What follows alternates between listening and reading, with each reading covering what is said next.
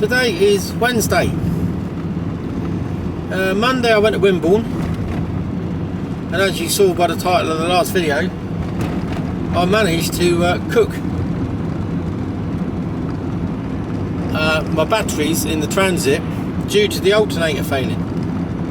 I had no lights come up to say that was what the cause was, but when they tested the alternator, I had no flickering lights or anything like that. So no warning, but when they tested the alternator, it was goosed, and it cooked one of the batteries, and the other one was on the way out,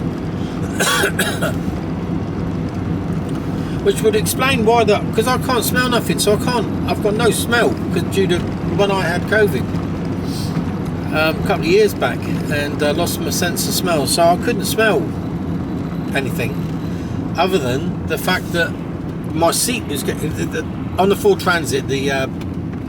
Must explain on the Transit, the batteries under the driver's seat it's a double set of batteries, two big batteries.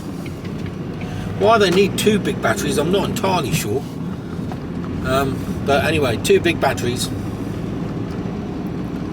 and I had a lot of mist and steam. Oh, my driver's side door window was all getting steamed up, and I couldn't clear it. And I was getting hot as well, and I couldn't work out why it was getting so hot, even though I had the heating turned down. So it was a real strange. There's a trailer here, look. Had a bit of an issue. Or they just dumped the trailer. If they have, that's a good trailer.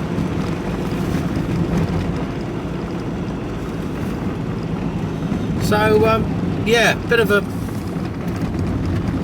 And then I got them to. So I went round and I phoned my mate up, and I said, "Look, I've got steam coming out of my battery. What's that saying?" He said, "Oh, it sounds like the alternator's goosed."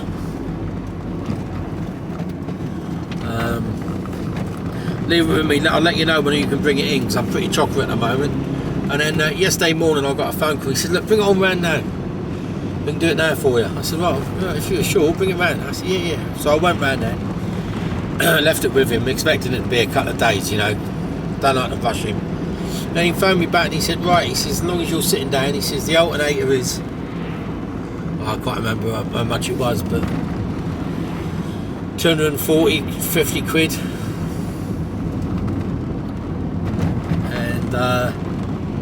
The batteries, because it's two bloody batteries, were a similar price. It just goes on and on. Bit of labour. And I said to him, "Look, while you're there, can you?" Because I'd already taken it round on Monday, I think, and said to him, "Any chance you could look to see what the electrics are doing at the back on the tow bar? I need to get the tow bar. I'm getting no light. I've tested it, but I'm getting no lights come out. No lights come up on a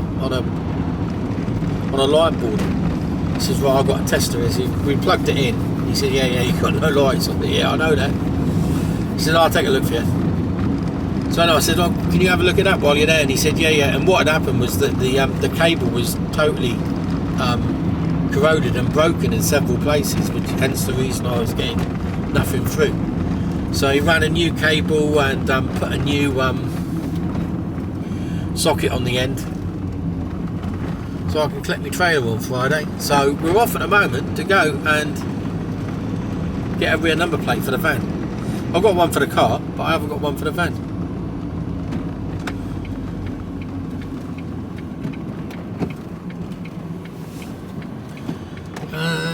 So yeah, that was a £700 day yesterday. I didn't need that, or we didn't need that. But it's like I said to the gorgeous Kira. I said, if it was going to go, it was going to go, and it's better that it's gone now than halfway up onto the M74 on the A9 at 2 o'clock in the morning, freezing weather. So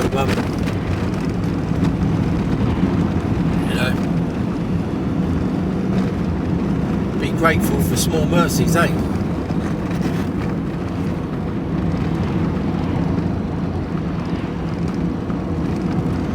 So we're going down the nearest place for me to get a number plate done at a sensible price is down in Christchurch here at Alford's.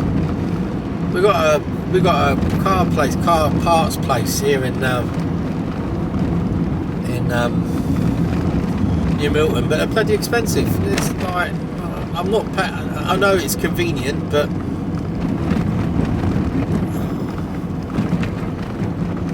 I don't like feeling like I'm getting ripped off. When it comes to something, when Alphas are cheaper, only do it there and then while you wait. So yeah.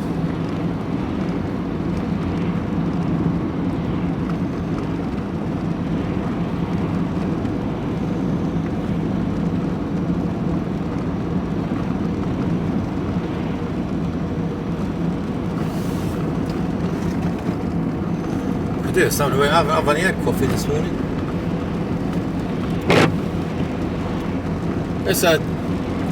It's a grisly old day, or as they'd say in Scotland, it's bleak. They always say it in that high-pitched tone, you know.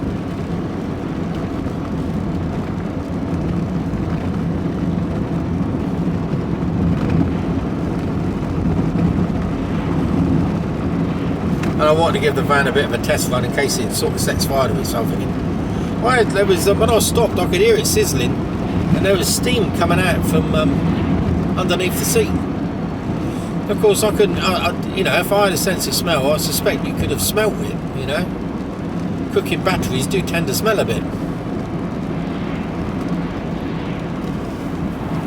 So, yeah.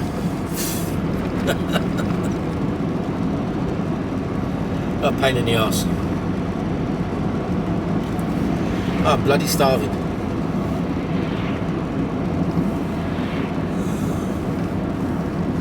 I don't even know what time it is. I've got no idea. I know it's about 10 o'clock.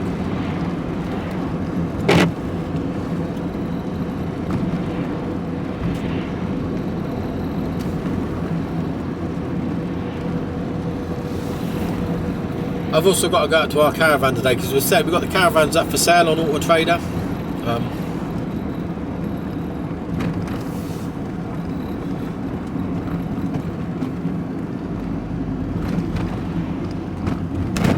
I had an inquiry about it yesterday from somebody on Facebook, and I haven't got. That's the new Capri there. Oh, it looked horrible. But I haven't got the. They wanted to see a copy of the damp report and stuff like that. So, and the thing is, it's up in the caravan. So I've got to go up to the caravan storage and get that. And whilst I'm there, what I'll probably do is unload some of the gear out of it.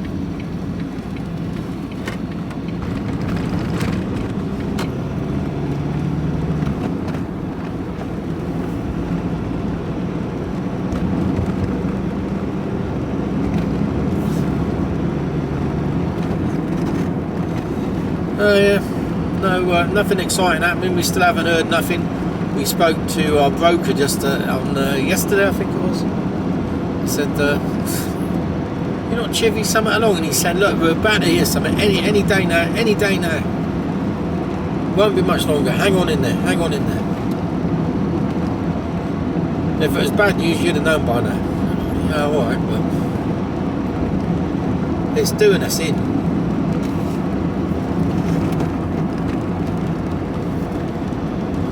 Oh, engine's warmed up, heater's kicked in. This heater in this fan is lovely, roasty, toasty. It's a great heater once it gets going. Takes a few minutes for it to warm up, and then once it does, loving it. And it's got a heated screen, heated front screen. I don't know whether that's a standard or a standard thing or not. I don't know on these transits. But yeah, I'm very pleased it's got a heated front screen. I suspect it would have been an optional extra. Can't see that being fitted as standard. Not on a work van, you know. People want to cut costs, don't they?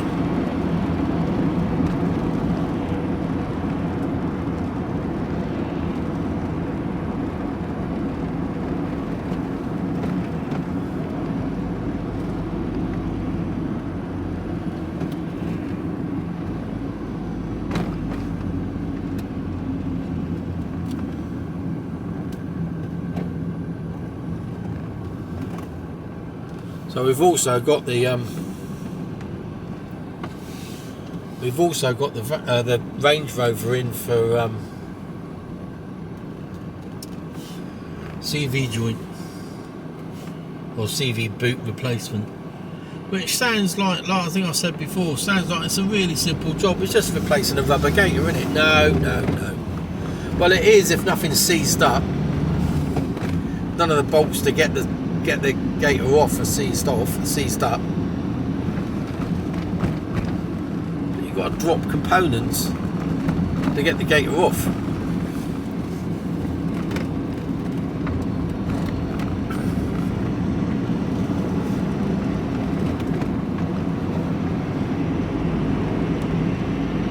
I don't know.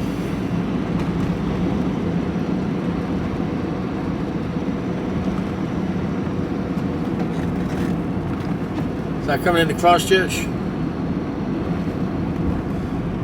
river's just below its banks. Supposed to have a storm rolling in, aren't we, on Friday, Saturday? Not looking too clever, so hope everyone's battened down for that.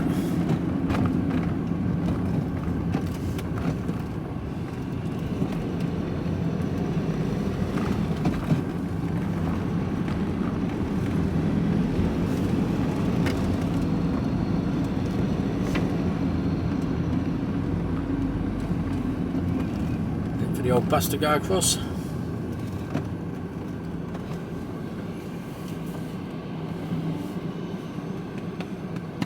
Hey.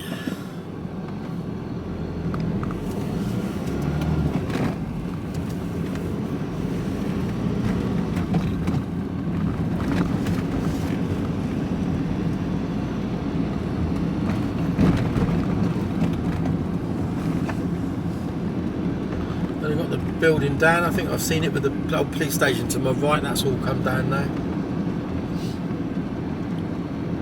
Don't know what's going in there. Still haven't fathomed it out. I should have looked really.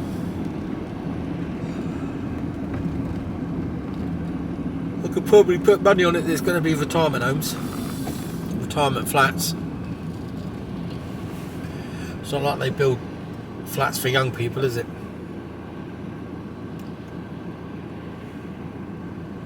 No, it's not.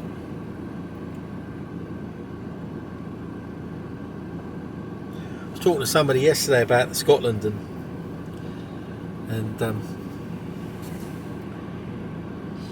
the difference between house prices between up there and down here. Whereas down here, as a youngster, you got absolutely no chance of getting on a housing ladder. Renting is astronomical, but you got no chance these days. Not a catch chance in hell. But up in Scotland, you can buy you can spend 100 to 150 on a, you might be out in the sticks a bit, or in a little village somewhere, or up in the Highlands there, for anything between 100 and 150,000. You've got a job down here to buy a garage for that sort of money. I kid you not.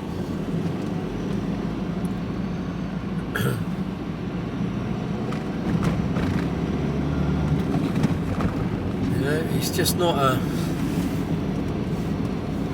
Just put my hand between my legs there, see if there's anything up. Talking about the battery. No, we're all chilled. We're not cooking. So Hovers is just down here. I can see some golden arches. I don't really fancy that, but I might get myself a hot chocolate. Might get myself a hot chocolate just to warm me up. To be honest with you, I'm not a great fan of McDonald's, especially their breakfast. Oh no, they're a bit. They're all right, but it's like you got to be a bit desperate. I am starving hungry though. I don't know. We'll see. I'm gonna get a hot chocolate anyway. Land Rover. Yeah.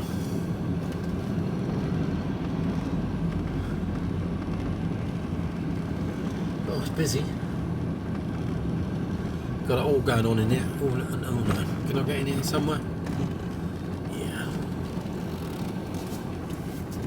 I can get in here somewhere. In fact, I can get on the end here.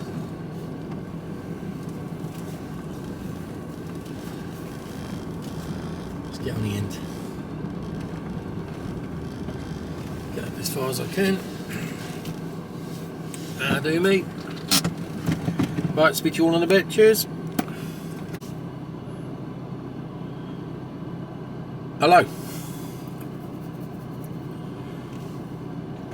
Okay, hands up. I had a McDonald's breakfast. I did have hot chocolate.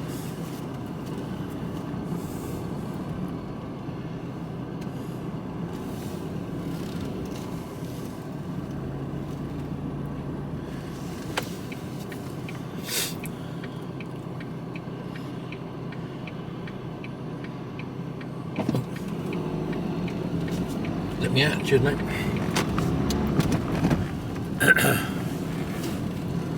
So phone's on the floor. Number plate done.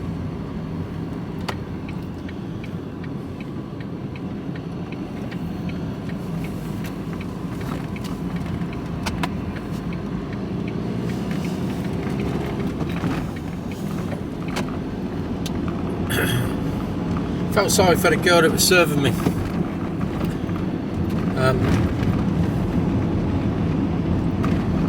She's doing a number plate and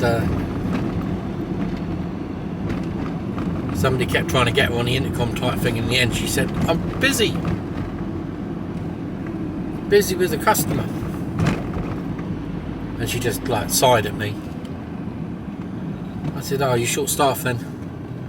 She said, we're always short staffed, we're you know, no one wants to work here. I said, is it that a bad company to work for? And she said, no, it's not actually a bad company to work for, they just don't pay a lot. You know, so we have, you know, high turnover of staff. And she says, I've been here 18 years. And I felt a bit sorry for her. I didn't know what to say. Well, it's not my place to say anything, I don't think, but she said, I've been here 18 years and I'd love to move, but I've got two kids, and I need to be able to, you know, provide for them, and it's the fear of the unknown. I've been here, it's not likely to go anywhere, and I've got a secure job sort of thing, but it's not a great place to work for me.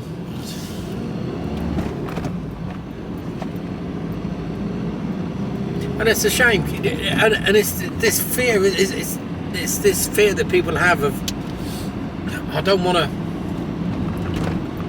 to take the chance. I'm not happy with what I've got, but I'm too worried about if I take a chance on something and go for something different that could result in me having a better life, that I'm not willing to do it. And I just think that's a shame. I mean, I've taken chances all my life. Some have worked, some haven't. But you know, it's personally, I think you've got to take chances in life. You know, if you don't take chances, you ain't going to get too far. You just got to, you know. And I've always said this, and I've said this before. I've got a mate back in Shaftesbury. He's retired now, but all he's ever been is worked in a sort of warehouse factory environment. And again, when I was on the buses, there was boys there that had stayed all their lives on the buses. That's all they'd ever done.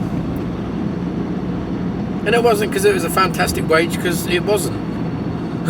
It's because it's doing what's expected of you. You know, leave school, get a job, get married, buy a house, have kids, have one holiday a year, and be grateful. And a lot of people are, and don't get me wrong, there's nothing wrong with that at all, as long as you're happy with it. But the amount of people I've come across over the years that have not been happy with it, yet won't do anything about it. And that's the bit that gets me. If you're not happy, you've got to do something. You've got to step outside your comfort zone and go for it. And if it doesn't work, you can always, you know, as long as you don't burn your bridges, you can usually go back to what you were doing. Horses in that field and they're nearly knee deep in bloody water. Bad. Bloody hoof rot.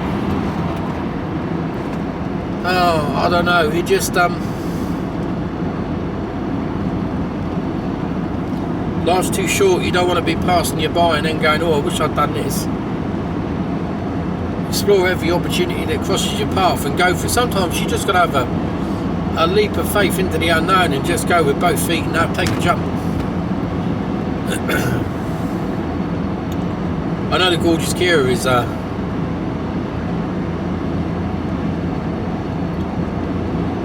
she's not I don't think it's not that it's the fear of the unknown. I think that's well, it's not even affecting her at the moment. I think she suffers from anxiety anyway, quite badly, and the mortgage is really playing on her. She's not sleep. Neither of us are sleeping well, but she's actually sleeping worse than I am.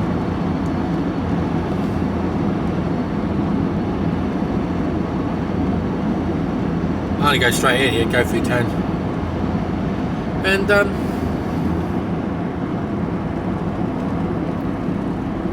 I just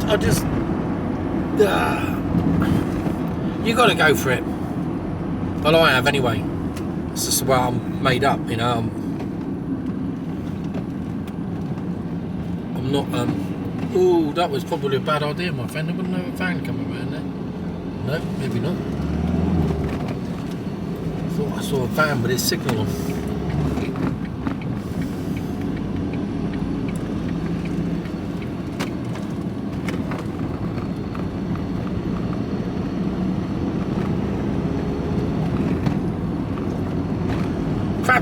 It's perhaps because I'm a bit dense in the head. You know, perhaps that's why I'm like I am.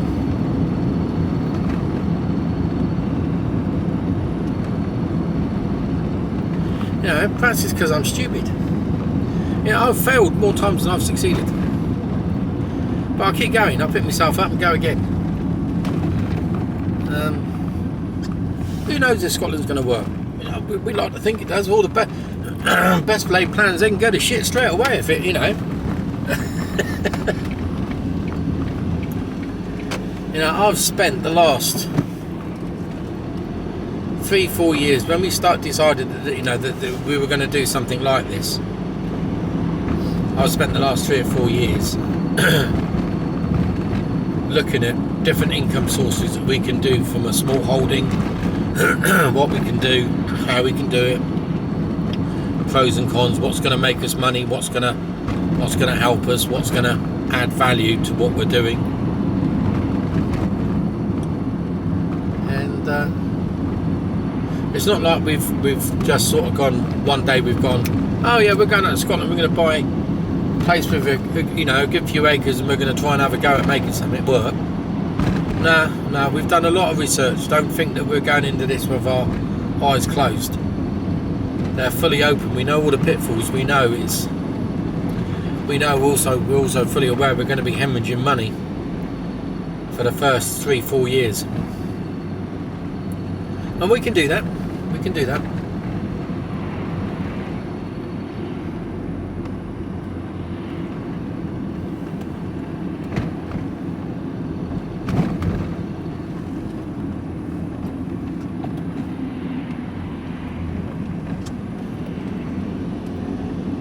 So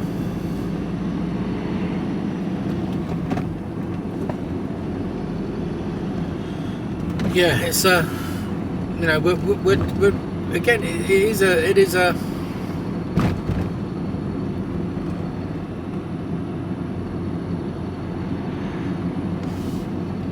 and it's funny as well that you speak, and this is all about risk or risk aversion. And some people have a massive risk aversion mentality. You know, you speak to people and you go, oh, that just sounds wonderful. What you're doing sounds amazing. Oh, I love the idea of it. And we say to them, well, What's stopping you from doing exactly the same? You're in the same position as us. Oh no, I couldn't do that. Well, why couldn't you do it? Oh no, I don't know.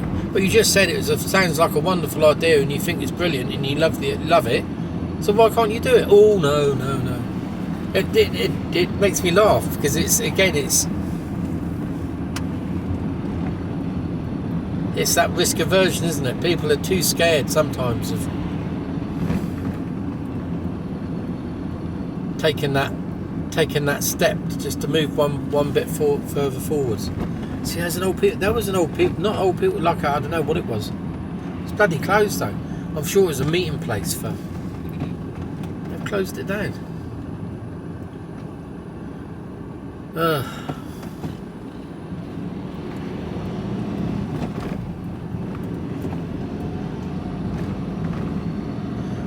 they were close.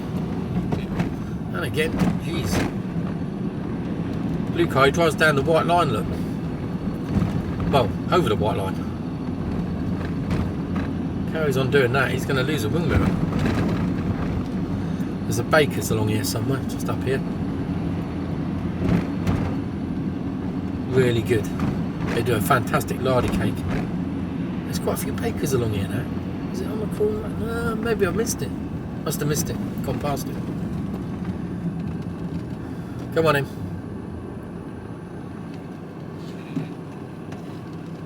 Come up.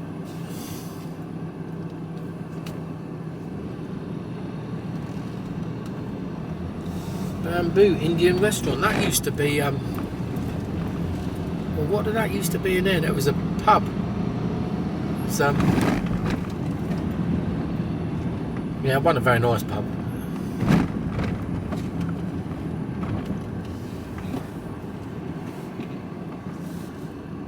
Hey.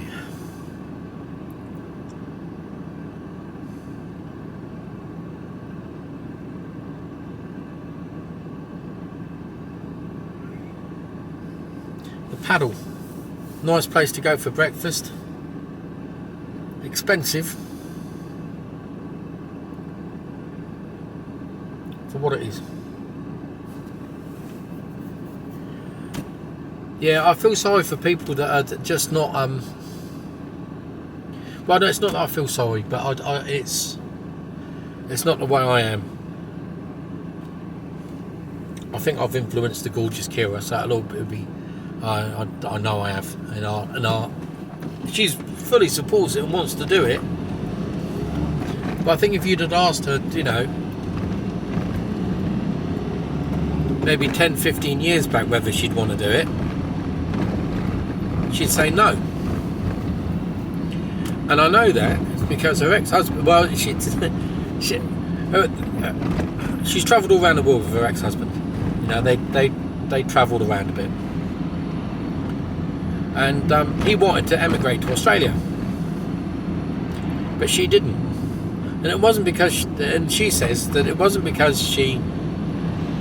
I think it was a 50-50 thing. You know, it wasn't that she wanted to, didn't want to emigrate to Australia. She just didn't want to emigrate to Australia with him. And so it's that, and the fact that I think she didn't really want to emigrate to Australia. But she is so up for moving because, you know, we both said, you know, where we are, we could stay where we are, we'd be really comfortable. You know, the house isn't. We'd spend, you know, 30 grand on the house getting it to where we want to be, and it'd be everything. You know, a lot of people would die to have a house like this. What am I doing going this way for? I was going to go a long way around. And I'm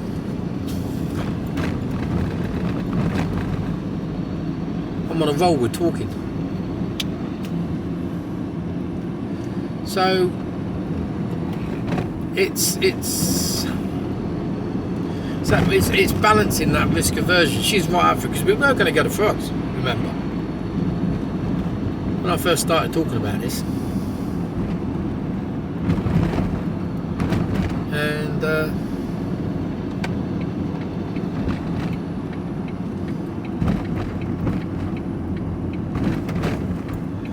it's a shame that people won't take that, and I understand why.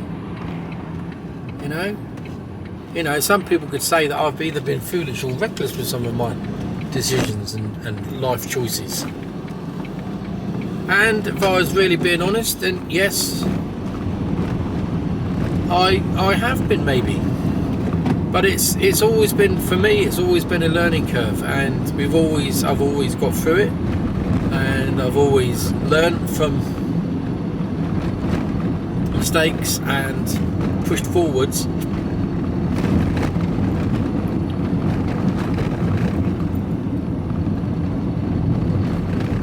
And it's I think it's important to step outside your comfort zone.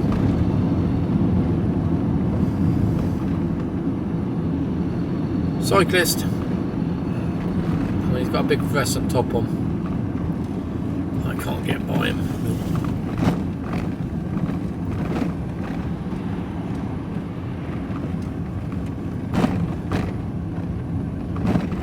Nope, car coming. Well, he's taking it nice and steady. I can go for it.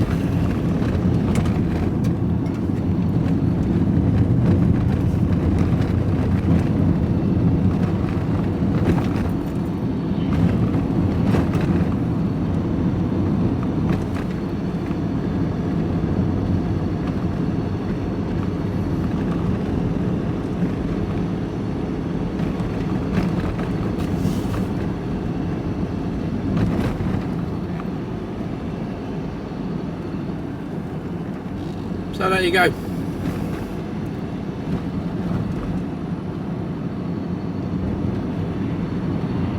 There's a fine line between being reckless and risk aversion, isn't there? What point is the tipping point?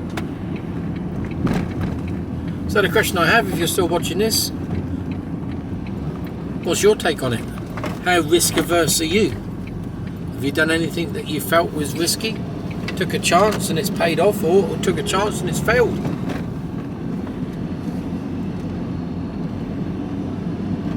Let me know in the comments below. Don't forget to like and subscribe and all that good stuff, and I'll be talking more shite in the next one. Until then, have a great day. Batten the hatches for the storm. It should have, by the time you see this, it'll have passed and it'll be either picking the pieces or washed away, one or the other. Anyway, speak to you all later. Cheers.